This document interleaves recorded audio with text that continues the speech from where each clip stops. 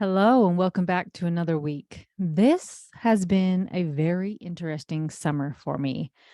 I have never been so excited for summer to end, but I am also dreading summer coming to an end.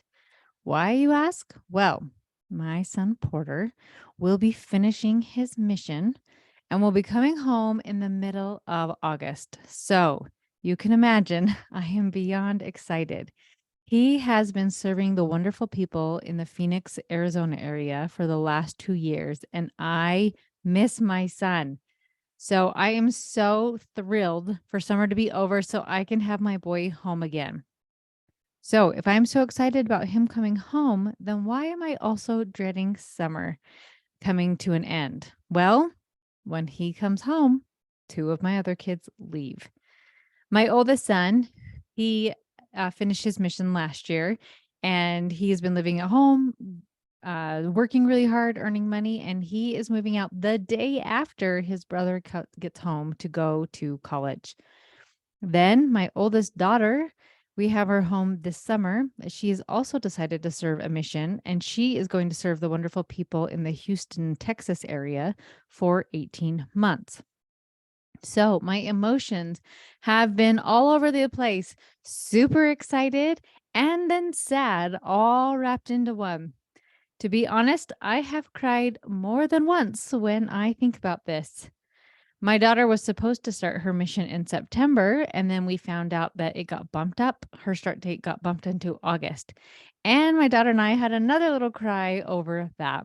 So, with all this coming and going in our house, it made me think of the phrase, you only get your kids for 18 years, 18 summers, 18 birthdays, 18 Christmases, and other phrases like that. And I don't know if I find that phrase completely helpful. When my oldest was finishing up homeschool, that phrase created so much panic for me. This panic of, did I teach him everything that he needs to know now that he's an adult, right? Did I do enough? And when I ask questions like that, guess what? My brain let me know all the things I did not do that were enough. If you do this, right, you can start beating yourself up that you did a terrible job and here's all the ways you failed your kid. When I let that phrase go, only 18 years with my kid, I changed it to, I get to be his mom for eternity and I always get to be teaching him. That thought gives me so much peace. I was able to see all the things I did do to teach my son. It also gave me the space to continue teaching him. As he is getting ready to move out, guess what we've been talking about a lot are finances, right? We work together a lot one on one and in family meeting. And dad is also helping him to really understand budgeting, his finances, all of those things as he is going to be embarking on this new journey. Also, I've had a ton of teaching opportunities with my current missionary. I share a lot of favorite recipes with him. We have talked a lot about cooking and different things of taking just basic household things like that. I've also had the opportunity to coach him quite a bit throughout his mission. And I've got to teach him so much about managing his emotions, dealing with difficult people, and disappointment. Same with my adult daughter. She actually moved out at 17 and was a nanny in Puerto Rico and then was in Thailand teaching English. I got to teach her all the time with various things that would come up for her. You don't stop being a mother just because your kids have turned 18.